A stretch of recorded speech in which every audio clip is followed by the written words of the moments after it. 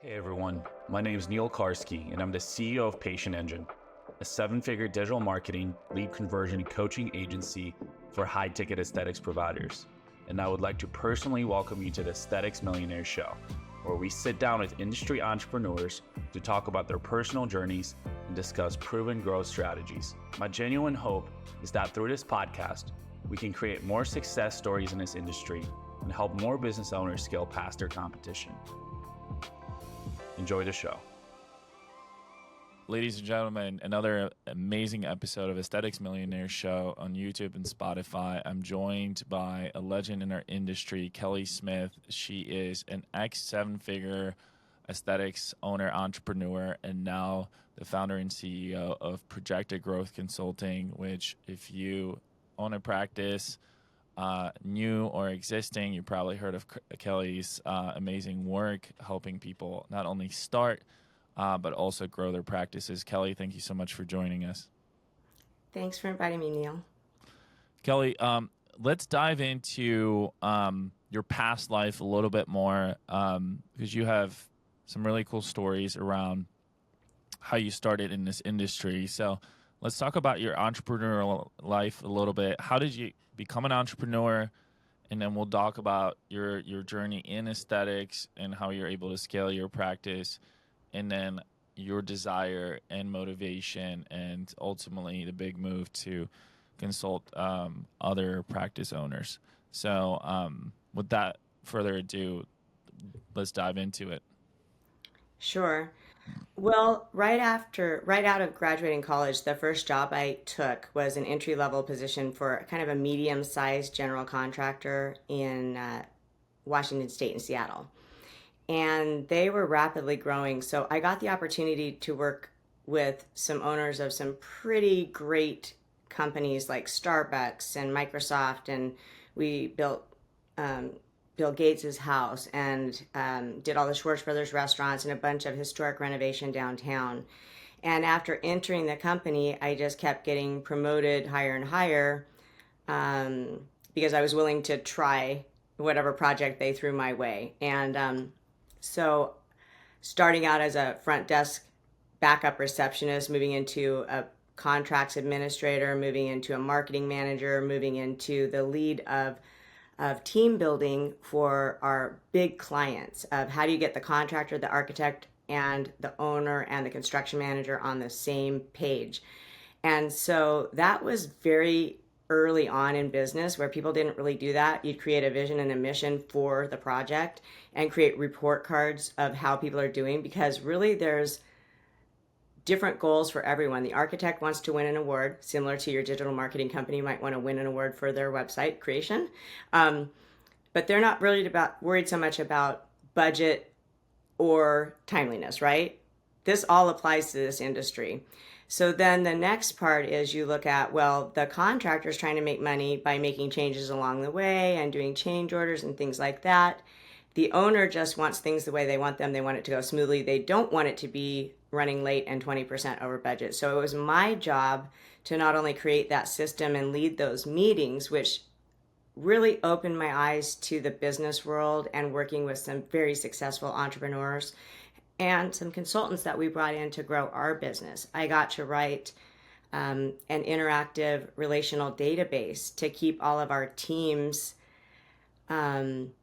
divided by different market sectors so that they weren't stepping on each other's toes and going after the same clients all the time. And so through all of that, I learned how you create SOPs, build teams.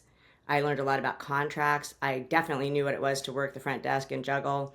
And as I was working with the business consultant, I was just so mesmerized. It was so cool. You know, he came in, he assessed what was going on. He knew immediately things that could be fixed. And from the outside, it's so much clearer. And I think that's when that seed got planted of, wow, that would be a really neat thing to do. But you have to have experience of running and building your own businesses before that. And so after that, I got very passionate about endermology, and I had moved to Eastern Washington, and I grew up as a dance teacher, and I was an ACE certified trainer. So fitness, wellness, all of it's a big part of my life, right? And so When I moved to Eastern Washington, I was still doing my job in Seattle, and I started looking around for different aesthetic providers or med spa providers, and I was just so disappointed with the quality of the consultations, the callbacks, and I thought, wow, this is a real need, in our area. And that's when I decided to go ahead and open up the body spa in Eastern Washington, in Spokane, Washington, which I don't think anyone would say is the mecca of cosmetic and med spa. The demographics don't look good, and I always try to help people with the demographic things because we have events in the same area of Beverly Hills, and one family practice doctor will sell $200,000 or $300,000, where a plastic will only sell $50,000. And so people get so stuck on demographics, and I know they do probably for your clients as well. It's about the offer, how quickly you respond. Can you sell on the phone? Can you do a consultation? There's so much more that goes involved, right? So as I built that company, I did it in the basement of an architect's house in Millwood, Washington, and we made $1 million in the first year. And we had people traveling over 4 and 5 hours from Seattle to come see us. So we really built it on that model of cheers, everyone knows your name. All of the services are very consistent, a lot of SOPs. So I ran it like a corporation because I didn't know anything different. I was brought up in the corporate world with SOPs, and I didn't know any different way to do it. So I had a leg up there. And my focus was definitely on marketing and finance. And that's how we did that. So we were seeing about 15,000 clients a year, and I had 20 employees, and I decided to sell that. Wait. We need to stop. We just went from 0 to 1,000. I'm sure everybody's very interested in hearing your journey because, like, you came into this with a lot of really awesome corporate experience and a secondhand consulting experience from what you saw in that business. So you opened a body spa, you had one device, like what happened? Let's walk through, because 0 to 100K a month, those are two different worlds, two different mindsets, two different types of businesses, two different types of beasts. Walk us through some of the key pillars and like what you implemented and the experience you brought in to the aesthetic space from the business world that helped you grow the business, because that's what this podcast is about. It's about growth stories and the lessons, the good and the bad. Well, number one is your why. Simon Sinek, Darren Hardy, no matter who you like to listen to, if you're really passionate about an industry or passionate about your target avatar, that is critical. So when I talk to a lot of people that want to start up these kinds of businesses strictly because they've read online that it's a booming industry with a lot of opportunity, but they just want to be hands-off owners, I explain to them there's a lot that goes into this luxury business of high customer service, etc. So when I started the body spa. Whoa, can I pause right there for a second to just comment on that? I'm glad you bring this up because I was thinking about it, because especially now that it's so saturated, and it's so much more competitive, I'm like, man, I think, yeah, the why has to be like, okay, like I want to make money. We all want to make money. How much money do I want to make? Okay. So then I have to understand like what I need to do, who do I need to become, and like what type of a business do I need to, because it's making revenue is different than making profit. And I don't think people realize like if you want to make $50,000 a month, like what is that, revenue or profit? Okay, so I'm going to have a business that's probably doing 150, 200, maybe even more in revenue every single month to get to that. So I like that you say, I think there needs to be other motives as well, because like you potentially get rich. I would say it depends what your level of rich is. Of riches. What's your definition? Well, that's the first question I ask clients. It's like, what income are we trying to replace, or what return on investment are you looking for, and how soon? Because that, without answering that, I can't make a suggestion of, which devices make the most sense, what footprint makes the most sense. I would say that the most average answer. Sometimes I'll get a ridiculous answer like two surgeons that each want to make $750,000 and they don't want to work in the business, on the business. They just want to be passive owners. They don't want to step foot in the business. That's an unreasonable. I'll talk them out of doing this business because there isn't Right. any way to. That's a $4 million business, and without a doctor on site that's like got some skin in the game, that's extremely unlikely to happen, right? Mm-hmm. Yeah. Yeah.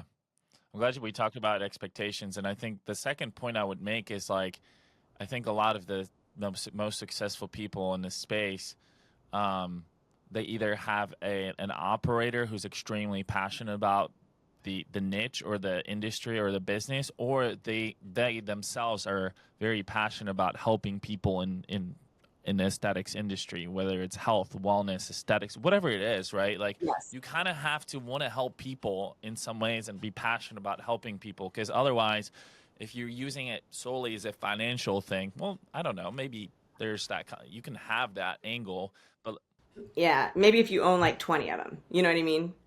right, yeah, yeah, For me, I knew it was important for me to for the business that I was starting. I wanted the softer side of business. I wanted to make women have self-confidence from the inside out and the outside in.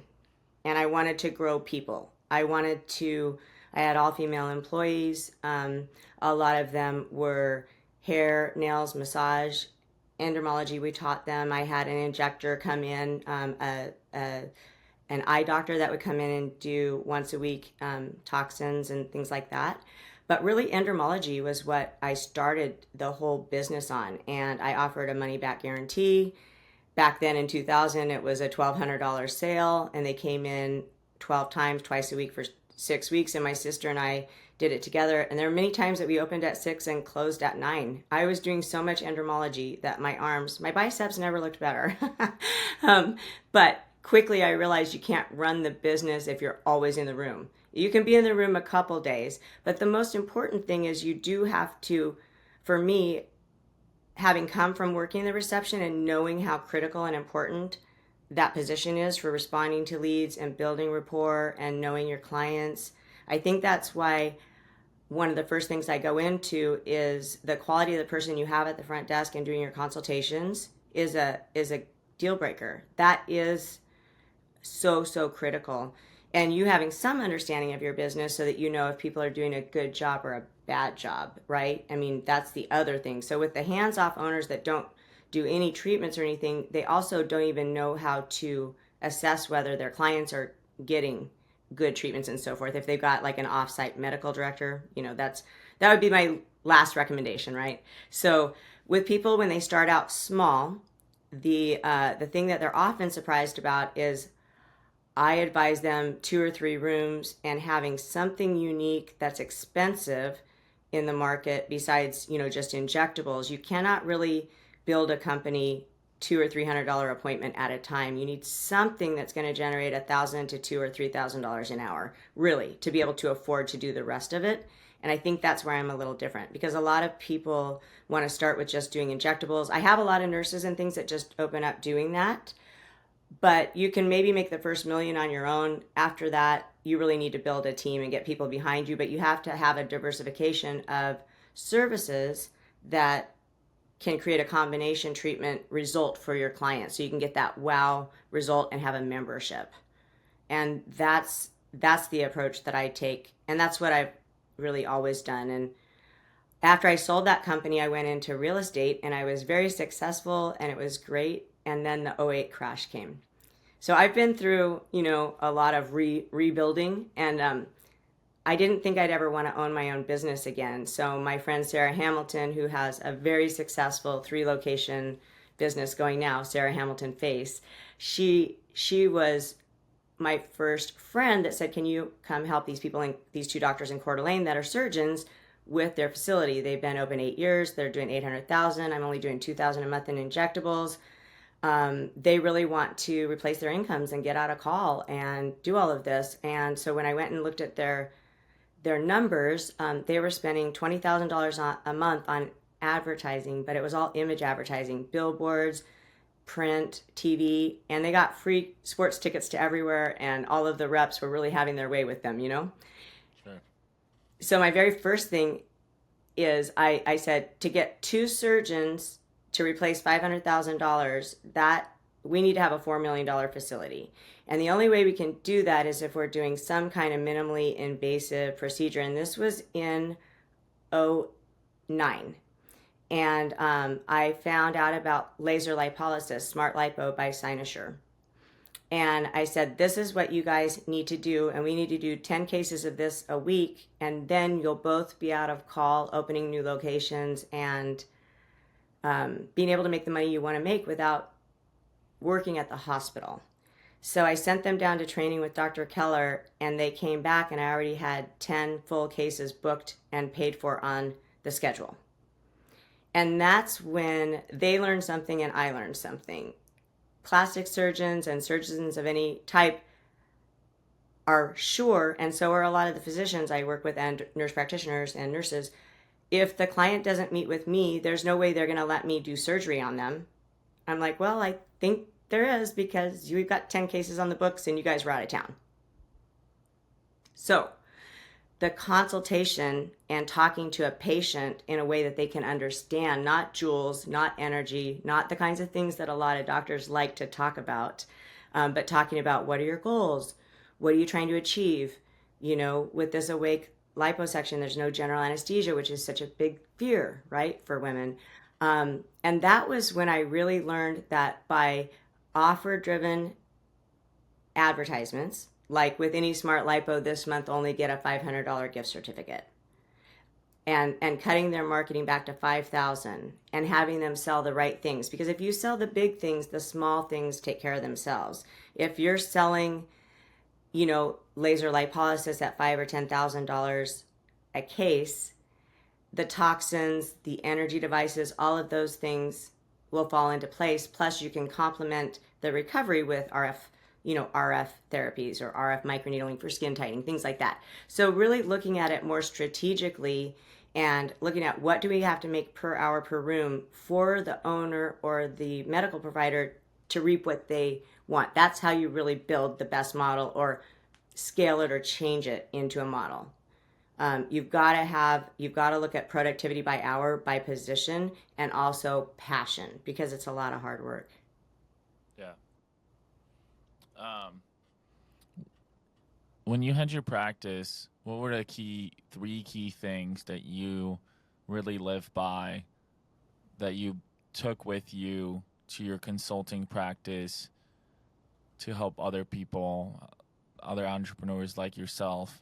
And I know you help a variety of different people, from injectors to business owners to doctors starting aesthetics practices to existing businesses. Be more successful. But what were those three things that you'd say? And I know you touched on some of them, but I just want to get a little bit more focused, because I know everybody's got their own schools of thought per se, and I know you've had a lot of hands-on experience in this industry, so I want to get that out of you. Absolutely.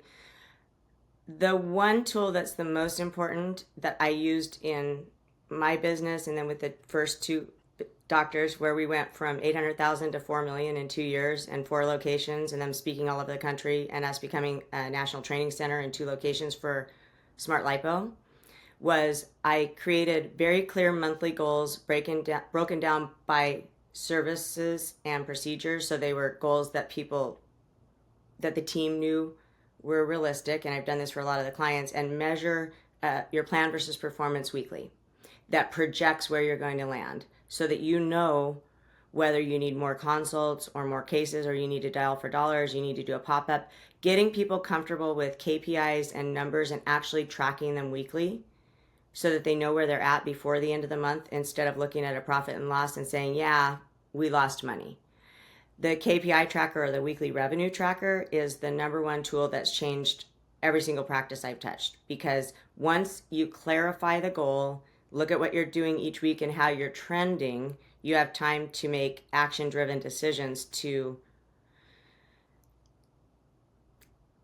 make that outcome better than what it would be if you're not paying attention to it. Once you see it and you know what you're tracking towards, you can get the team moving together, especially with a bonus system that's only kicks in once the team meets the goal. So if the goal is $50,000, anything over $50,000, for every $10,000, each team member that's full time gets $100, a 1% over goal bonus. So with Dr. Sukar in Florida, he was one of my first plastics. I took him to 3 to 4 million, and from 5 days a week to 4 days a week.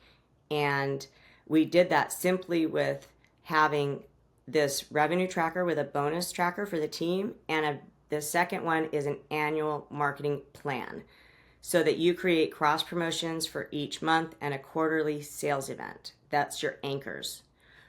And once you do that, then you're not scrambling or listening to your skincare or your injector or your manufacturing company about, hey, run this special, we'll support you on an event. And it's just like chaos everywhere. So I learned from the very beginning, I had to do radio, TV consistently, which all marketing is consistent, as well as the website then.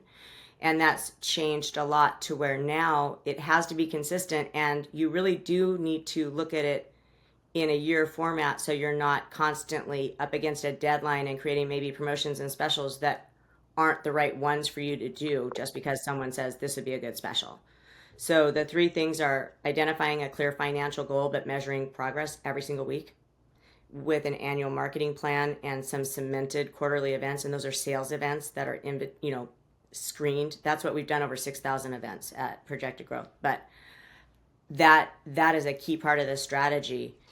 Those things are really important, and I did both of those things with my location and with the first client, and now with every client. So KPIs, data tracking, having goals seems funny, I guess, but having It does seem funny, but every time I start working with a new client, I do an executive goal planner and make sure they're aligned and trying to go the same way, because more often than not, if there's multiple owners, they might be trying to do two different things. Clarifying, what are we trying to do in a year, a quarter, a month? Okay, so KPIs, tracking, goals in one, data, I'll call it data-driven decision making and planning. Mm-hmm. Two is consistently advertising, having the right budget in place, setting the right expectations for yourself, making sure that you are adjusting seasonally as well. And then Yes. A big thing for you, because that's what you consult with as well, are events. In-person, cultivating in-person client relationships, utilizing these events to drive more existing cross-sells and upsells, and then referrals as well, right?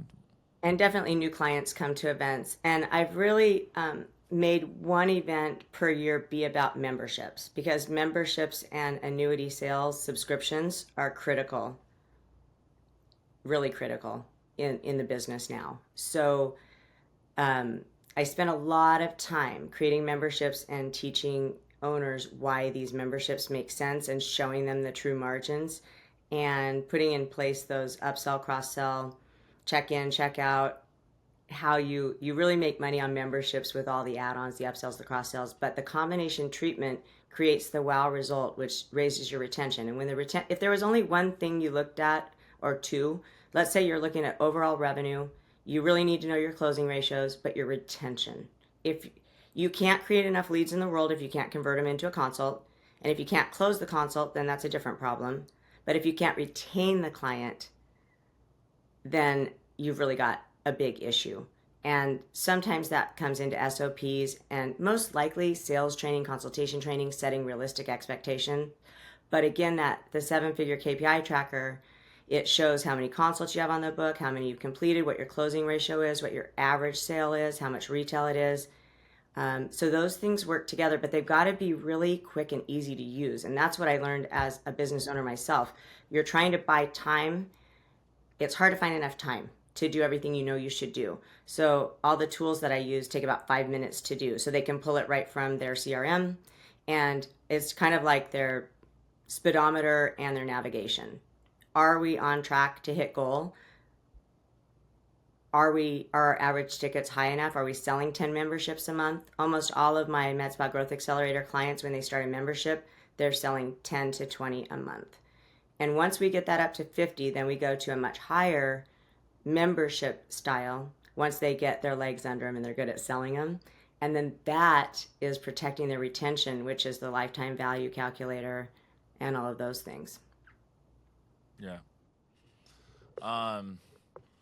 What do you feel like, we're kind of in a little bit more of a challenging economy these days, and, kind of transitioning more into Q4, which is the phase season. But like, what's some of your prognosis, Kelly? What in practice and you really need to have in mind coming into like 2026, being that, we are in a very saturated place. A lot of places have closed down this year as well. We see, we're seeing and feeling the impact. But besides the things you already talked about, those three things that you really advocate for and consult on, what are some of the things we need to be specifically as aesthetics business owners mindful of, and ahead of planning for 2026? I was just going over that with my MedSpa Growth group, as a thing. We're in Q4, we're setting new Do a goals. little plug. Do a little plug. What's the MedSpa group? The You could Med talk Spa about. Growth Accelerator, it's like your MBA for aesthetics, and it's hundreds of videos and tools and weekly coaching several times a week, sales coaching, financial coaching, and startup coaching. But it's based on my book, because after years of consulting, the reason why I created those 10 chapters, or those are the 10 topics that I would complete in an hour with all my executive coaching clients. And those were the Where's the keys. book? Do you have it? You wanna put it up for us? Top. You wanna go? Yeah, there you go. Top 10 profit killers for plastic surgeons and med spas by Kelly Smith. Get the book, guys. Get the damn book. It's amazing. You can, if you go to my website, you can get like a free electronic copy if you don't want to order it. But I've got 5 books, they're all on Amazon. But the key really is, I noticed with medical professionals, they love patient care, but they run from the finance and the marketing. So I've tried to simplify that as much as possible so that they can quickly get a grasp on understanding not only those basic KPIs, but the ROI on their marketing, and knowing that they need to stick to a marketing program for at least 90 days before they can decide. It takes some tweaking, it takes making sure you have the right partner. I really stress using marketing companies that niche in the elective medical aesthetic industry, because things change so constantly and the rules change so constantly. An example would be, when non-surgical vaginal rejuvenation came in, what you could say and couldn't say, the words changed all the time, and now the GL change. I've got a lot of people pivoting into wellness and biohacking and using like a 5 set of equipment that automatically can add 1 million to their practice with only 500 square feet. So we get into, what does a circuit look like, of what wellness things take very little labor, but you're charging $500 a month membership. People come in twice a week for 2 hours. They pick the 4 things they want to do. And you're really dealing with high-end supplements and some at-home care, things like that, as well as, kind of addressing that weight loss gap if you're not doing GL. Some people are still able, to pull that across. There's a lot of ways to get around that. But many of the clients are very aware of the restrictions and super careful, as they should be, with their attorney giving them advice and things like that. So this wellness biohacking, even into vitamin shots, peptides, semaglutide mouth sprays, things like that, that are still able to be done, that's where I've seen a tremendous amount of growth. And that's another kind of membership. Yeah. Okay. As far as service differentiation, what are your thoughts on strategy moving forward? I go back and forth between like do we add more new stuff, right? Or do we just focus on messaging and figure out what we could do more on the marketing side of things? Because we know that it's a sales and marketing game, baby. It is, right? And I know that a lot of times people are like, oh, I want to add this. I want to add this. I want to add this, right? So there's that catch-22. What are your thoughts? What are you recommending to clients right now, some of your existing clients, or maybe new startups where you're like, they're like, hey, I want to start with one thing, or I want to, or maybe they're just scatterbrained and they're like, oh, I want to get 10 different things. I'm curious on your thoughts on that. Well, with all of the AI and ChatGPT, they come in with a lot of false pretenses because you can't just get a med spa business plan from ChatGPT and trust it. So what I tend to look at is if they're an existing business, I want to run staff productivity ratios and make sure that they're hitting those. I want to look at capacity. Here's what, if you were running at 100% capacity, this is what it would look like. If you're not running at that capacity, let's look at why. Do they need more staff hours available? Are they booked out 2 weeks in advance solid? Are they up to that 70 to 80%? Those kinds of things tell me whether it's that they need more staff or more equipment, or if a lot of times they'll advertise for the thing that they know the clients want, but they might not have the staffing available to deliver it. Or they might have a bottleneck, like maybe the machine they have that does RF microneedling also does 4 other things, and their injector is only available once a week, but they keep promoting free toxin with RF microneedling, and they actually don't. They're getting the responses, but they don't have enough available time and space to book those, right? So that would be an issue to look at and say, well, would it make sense then for us to have a second RF microneedling machine if we could find the right deal? Because you're getting this amazing demand. Until you measure what's happening, it's hard. When I do startups, I suggest a 3-room startup, and I do high definition microneedling, regular RF microneedling, injectables, hyperdilute, really good skincare programs with peels. And if they want something extra, I do that wellness circuit. That would be my kind of ultimate $2 to $3 million setup in about 2,000 to 2,500 square feet. What I love about you though is you're running, you're not only doing the marketing and being that specialist and converting appointments and all of that, but you're running a facility. So you have real time, you got your finger on the pulse. You know what's working, you know what people are responding to, and all of that. So Yeah. that's really important. Yeah. For sure. Seeing both sides is very critical. And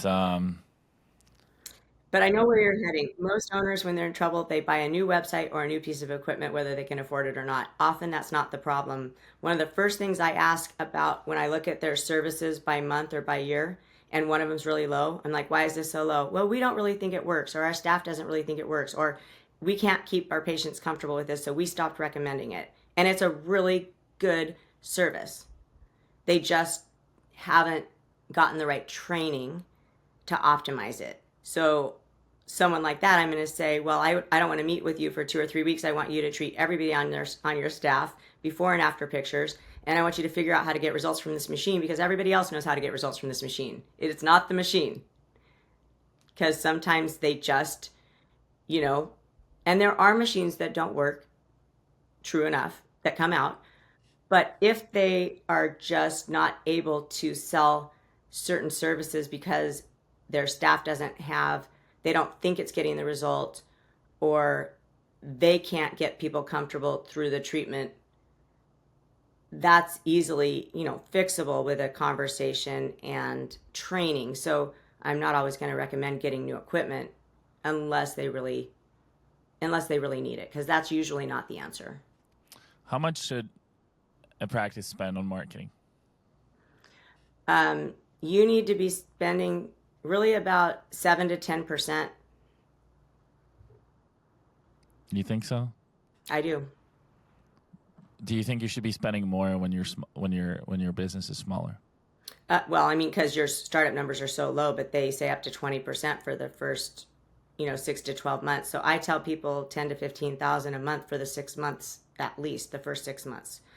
And that's where I see they'll spend money on decorating and staffing and hiring full-time people when they don't have full-time appointments, instead of hiring someone for a couple days a week until they're booked out and you can add that third day, you know, and things like that. But again, that's where that combination consultation comes into play, where you have to explain it's your job as the owner, whether you're a doctor, a nurse, or an injector. People are coming in and they're paying. They know they're going to spend money at a med spa. They know not everything's going to be comfortable. They're there for results, period, full stop. That's usually the clients you want are there for results. And it's your job to give them a complete consultation showing them what it takes to get the results they're looking for. When they're looking at an influencer or a celebrity and they want to look 10 years younger or refreshed, it's not just injectables. It's injectables, energy, it's the right product care, and eventually sometimes it is minimally invasive surgeries or surgeries. But you've got to get the wow outcome. Like I always say, if you have to label a before and after picture, then it's not worth using. If I can't tell which one's before and after without you telling me, then let's not use those.